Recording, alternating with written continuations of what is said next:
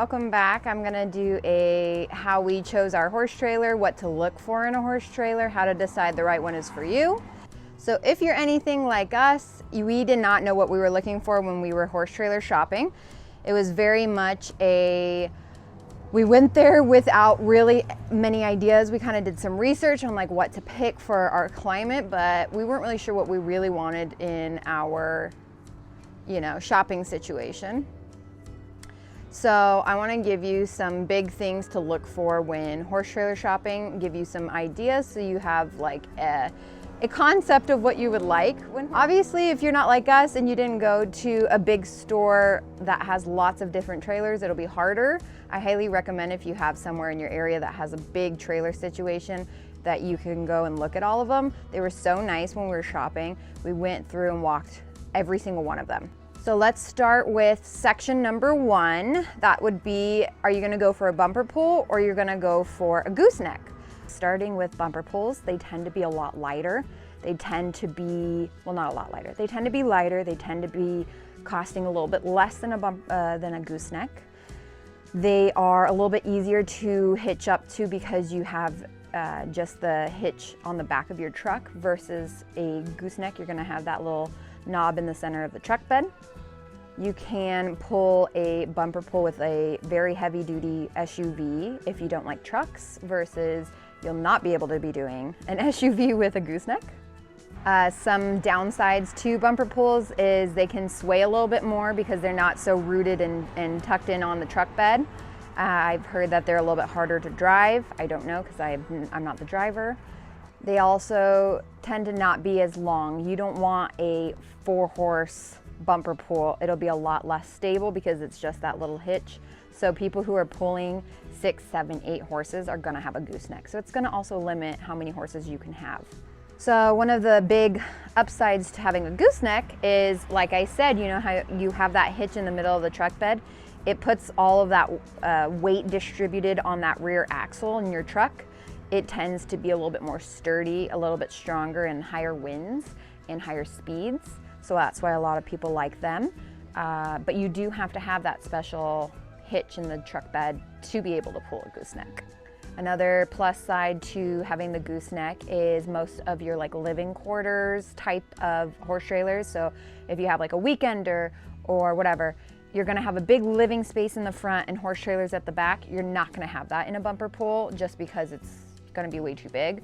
The only ones that I've really seen in a bumper pull that look not super unsafe is Double D Trailers has a like cute little like weekender small living quarters with 1 horse trailer in the back, which would be great if you're just like solo camping.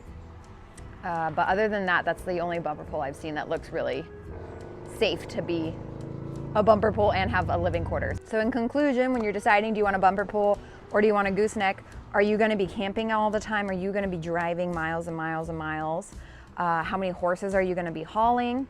All of these things are kind of make or break. For us, when we go horse camping, which was not in our vision when we first bought our trailer, we decided to just go with a bumper pull because of the easily accessible way of hooking up, having the option if we needed a different truck to pull, and then we don't really need living quarters. We do have a truck bed tent and it goes in the truck bed, which is nice. So you have a tent, but it's not on the ground, which is a little bit scary in like the desert and stuff.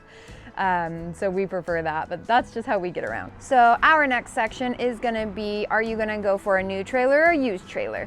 For us, when we were shopping for horse trailers, it was kind of the height of when they were expensive. Everybody was buying trailers, and not even to use as horse trailers. I found a lot of people were using them to convert into like coffee stands, lemonade stands. Very odd, but so we had kind of like a tough market when we were looking at used. And it would be like 20, 30 years old, and they want the same as us just buying a new trailer. We decided to opt for a new trailer. It allowed us to go to the dealership, go through all of their different types of trailers, and then we were able to we had to order it. Luckily, there was already one coming. They didn't know what was gonna be on their shipment. But yeah, so look at what the market cost is for used versus new. One of the big things about getting a used trailer is you need to make sure your floor is great because it's wood slats under your mats in there. and obviously they're gonna rot over time. You do not want a horse putting their foot through. That's a vet bill you definitely don't want. Another thing about buying used versus new, you're gonna usually have some type of manufacturer's warranty. We had an issue where, God, what did we get fixed? I cannot think of what we had to have fixed. Something broke. Susan took it to the dealership, and under warranty for Maverick, they fixed it, no cost to us. So you're also gonna have to factor, you know, are there gonna be a lot of renovations in this old trailer that you have to buy? If so, maybe a new trailer, because then you have a warranty. Then also, one of the things, we got really lucky, the guys were very excited for us to buy with them. They actually installed and gave us this water tank free with the trailer. It was like a perk. Another thing to look for when looking at used trailers is to make sure the axles are good.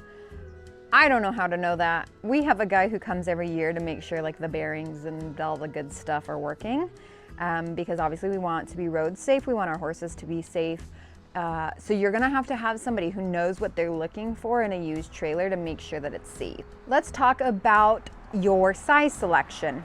So I'm gonna be talking, not only is it a 1 horse, 2 horse, 3 horse, 4 horse, whatever, I'm also gonna be talking about the size of the horse. So you can have a warm blood size, which our friend Christina has a warm blood size. It's taller and longer for the horses, which is lovely when you have, like Leilani, she has Val. Val's very tall, very long. So in a trailer like ours, she might be a tougher fit. And usually if we have her come with us, we'll put Val in the back. She doesn't come with us for very long rides, but we'll put Val in the back because it's kind of like the penthouse. There's a lot more space in that back third one. I would say Echo is right at the cusp of being too long for our horse trailer. He fits in the second slot better than the first. First one tends to be a lot shorter. I don't know why, just seems to be how it works for us. So we put Scarlet in that first one and it's been a lot better. Second and third tend to be a little bit bigger, but he will fit into anything. You kind of just gotta squeeze his butt in and lock her in. So make sure that you're sizing to your horse. If you have a really tall, you know, 16, 17, 18 hand horse that's really long, you need a warm blood. Don't try to, you know, it's like trying to put 5 pounds of sausage in a 2-pound casing. They're not gonna feel comfy. You want them to feel comfy in this trailer because you're putting them back there for your enjoyment. They don't really care where they're going. The next section on this is gonna be materials, how to pick what you want. Do you want aluminum, steel, a hybrid? Ours is a hybrid. A lot of people said hybrid is nice because you get like the strength of steel without the weight of steel. So it has a lot of, like, I think the pillars are steel and the actual side is aluminum. And that makes it a nice 50-50 where it's got that strength in the pillars, but the lightness of the aluminum. So pick for you what you want the most. If you want it to be really strong and you don't care about excess weight because your truck can pull it, that's totally fine. If you have a very weak truck and it needs to be on the lighter side, pick an aluminum. So aluminum trailers, they're popular because they are lightweight and they don't rust as well, which is great. But they do have the ability to get bent more. They're a little bit weaker than steel, like I said. They do hold their resale value because they are more lightweight, and a lot of people prefer that with their trucks. And it also means that you're using less gas, right? Because every weight is, or every extra pound is going to be adding to weight on the truck. So that means less gas mileage. So that's why a lot of people like aluminum. With steel trailers and having them be more likely to rust, you're obviously gonna have to do a lot more maintenance, store them a little bit differently. Like we store ours outside, but we're also not in a super wet climate. We're in Southern California. It's pretty dry here. It's not very humid. It doesn't rain very much. But I will say when we picked our horse trailer, a lot of people said your climate needs to also reflect in do you have windows or do you have an open trailer? We have an open trailer because it doesn't rain very much, because it definitely doesn't snow, and it's gonna help cool down the trailer. The aluminum can, I guess, I don't know for sure, can increase the temperature faster than steel, according to the internet. So that's something you're gonna have to think about if you're in a very hot climate. But you know what I did see on TikTok, I don't know if it works, but I've seen some people say if it's a really hot day, they'll go grab bags of ice from like the grocery store and throw it on the ground, and they say that coolness kind of helps keep the trailer cool. So you could try that trick. I haven't tried it ourselves because we don't usually trailer when it's too hot for the horses. So we just covered a ton of things that I think you need to pay attention to in the horse trailer shopping world. Obviously, I just went for like the real basics. We went over, you know, materials, if it's a bumper pull versus a gooseneck, things like that. If you want to have a conversation about the tack rooms or living quarters, let us know in the comments. I'm more than willing to talk about it. I don't have a living quarters, but we have a few friends who have living quarters or weekenders. So we've been in a few, we've seen a few. We can maybe answer your question. If you like this video, make sure that you hit the like and subscribe button. It helps us out as a channel grow. All of the interaction that we have with you guys is great for this channel, and you know, we obviously want to keep making videos. We find them really fun. So this is the end of the video. I hope that it really helped you kind of narrow down what you're looking for. I gave you the pieces I think that you need to start with so you can decide on the perfect horse trailer for you and your horse.